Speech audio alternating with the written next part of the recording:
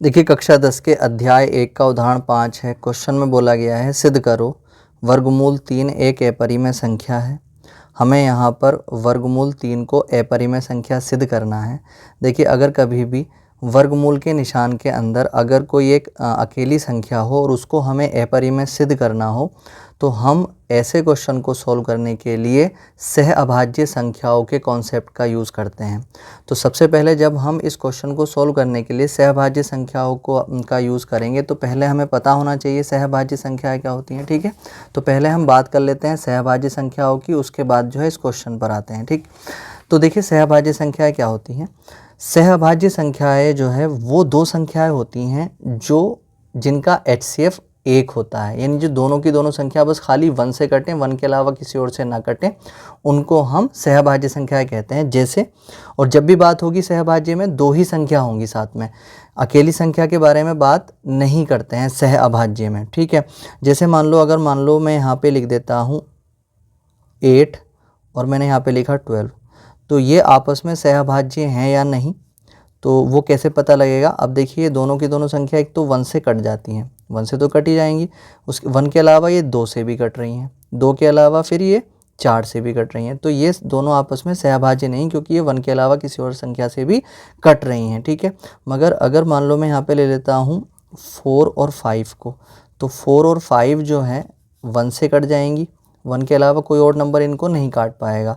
अगर 2 से देखते हैं, 2 से 4 कट जाएगा मगर 5 नहीं कटेगा। ठीक है, तो हमें दोनों को ही काट के देखना है, दोनों की दोनों संख्या 1 से कटती है, 1 के अलावा कोई और नंबर इनको नहीं काट सकता, तो ये दोनों आपस में क्या है, सहभाज्य संख्या है।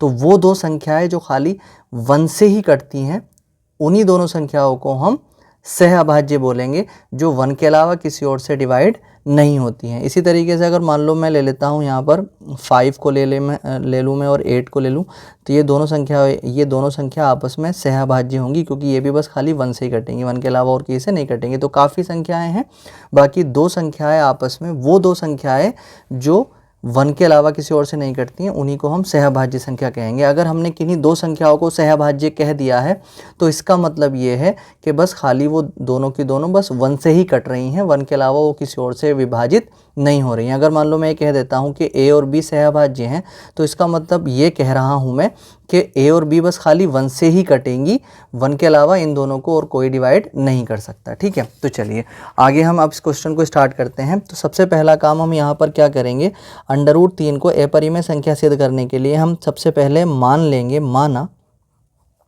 √3 एक परिमेय संख्या है। इसको अपरिमेय सिद्ध करना है, सबसे पहले हम इसको परिमेय मानेंगे, परिमेय संख्या है। ठीक है, उसके बाद हम इसको मानेंगे, माना वर्गमूल 3 यानी √3 बराबर A/B, जहाँ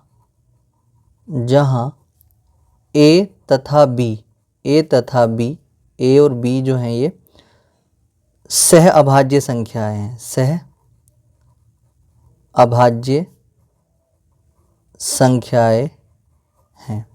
ठीक है, अब मैंने जब A और B को सहअभाज्य कह दिया तो इसका मतलब ये है कि A और B खाली 1 से कटेंगी, 1 के अलावा और कोई इनको डिवाइड नहीं कर सकता है। मैंने ये मान के यहाँ पे चल रहा हूँ। ठीक है, अब देखिए मुझे अगला स्टेप लेना है, दोनों तरफ वर्ग करना है। क्यों करना है, क्योंकि यहाँ पर जो है वर्गमूल का निशान है, यानी रूट का साइन है, और रूट का साइन तब हटता है, यानी वर्गमूल का निशान जब हटता है जब हम उसके ऊपर स्क्वायर कर देते हैं, यानी कि वर्ग कर देते हैं उसका। तो यहाँ पे लिखेंगे दोनों ओर वर्ग करने पर, दोनों ओर वर्ग करने पर, वर्ग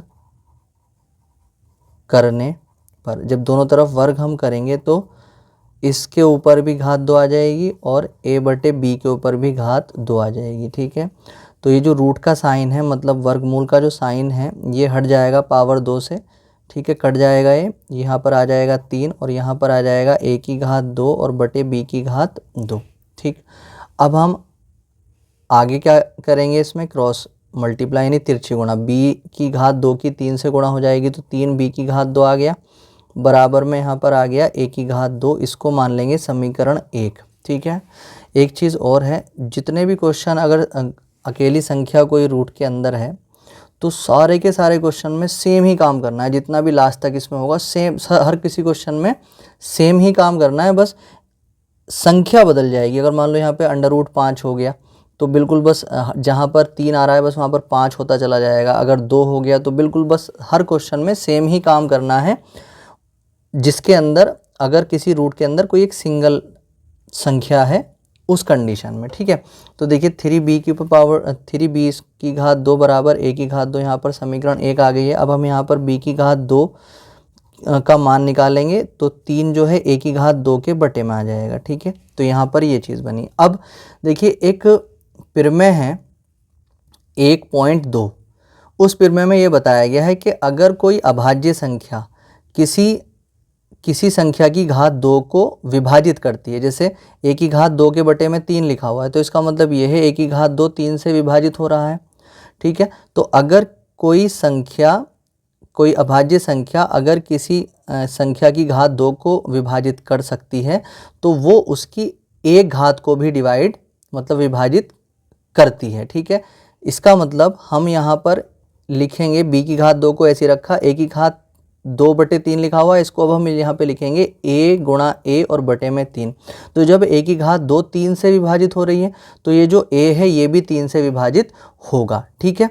तो अब हम यहाँ पर लिखेंगे, हम यहाँ पर इस स्टेप के बाद हम यहाँ पे लिखेंगे कि a 3 से विभाजित होता है, ठीक है। यहाँ पर हमने ये चीज़ लिखी। अब हमें क्या करना है, अब हमें इससे आगे ये जो a यहाँ पे हमने लिखा है इसको यहाँ पे लिखेंगे a और बराबर ये जो यहाँ पे 3 लिखा है 3 को यहाँ पे लिखेंगे और 3 के साथ लगा लेंगे c। समीकरण 1 में रखने पर अब हम क्या करेंगे, जो ये हमने a लिया था a को 3c के बराबर लेंगे और समीकरण 1 में जहाँ पर a था वहाँ पर 3c रख देंगे, ठीक है। तो हमने यहाँ पर समीकरण जो 1 देखी थी वो कौन सी थी, वो थी 3b की घात 2 बराबर में a की घात 2, ठीक है, ये थी। तो अब हम यहाँ पर 3b की घात 2 को तो ऐसे ही रखेंगे बराबर a की घात 2 की जगह हम कितना रखेंगे 3c, तो यहाँ पर आ जाएगा 3c, इसके ऊपर घात 2 थी तो इसके ऊपर भी घात 2 लगा देंगे। यहाँ पर 3b की घात 2 को ऐसे रखो, ये 3 की घात 2 का मतलब 9 हो जाएगा और c की घात 2 का मतलब c की घात 2 हो जाएगा। अब हम 9c² को इधर लिख रहे हैं और 3b की घात 2 को हम इधर लिख रहे हैं, पूरी साइड चेंज कर सकते हैं हम। तो c की घात 2 का मान अगर हम निकालते हैं तो 3b की घात 2 और बटे में 9 आ जाएगा, 3 से ये 9 3 बार कट जाएगा तो c की घात 2 बराबर यहाँ पर आया b की घात 2 बटे में 3। तो अब c की घात 2 को ऐसे रखो, b की घात 2 को मैं लिख सकता हूँ b गुणा b बटे में 3।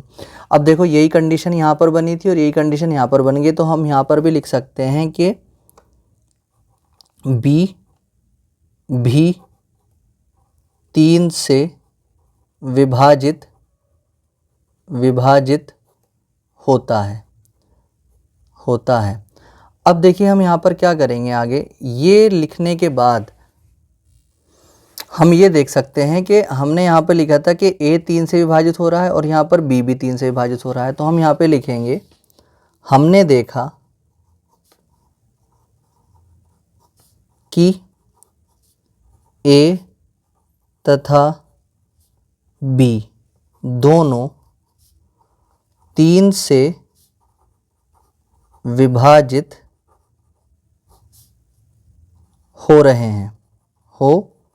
हैं, इसलिए a तथा b सह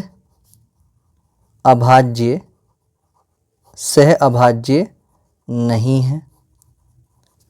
इसलिए क्या हो जाएंगे, हमने क्या माना था कि a और b सह अभाज्य हैं, यही तो माना था हमने ऊपर, मगर हमने यहाँ पर ये तो माना था कि a और b सह अभाज्य हैं, ठीक है।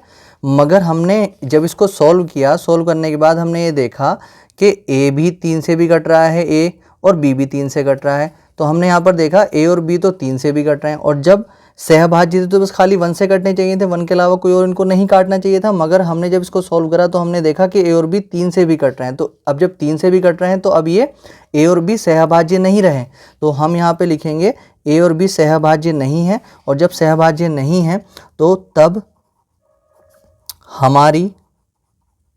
हमारी जो कल्पना थी वो गलत है, हमारी कल्पना गलत है। और जब हमारी कल्पना गलत है तो हमारी कल्पना क्या थी, एक तो ये के सहभाज्य थे, ठीक है, और एक ये कि ये जो है √3 एक परिमेय था, ठीक है। तो जब हमारी कल्पना गलत हो गई तो अब हम लिख सकते हैं, इसलिए √3 यानी वर्गमूल 3 एक अपरिमेय संख्या है, अपरिमेय संख्या है, ठीक है। यही चीज़ हमें सिद्ध करनी थी, यही चीज़ हमारी प्रूव्ड हो चुकी है।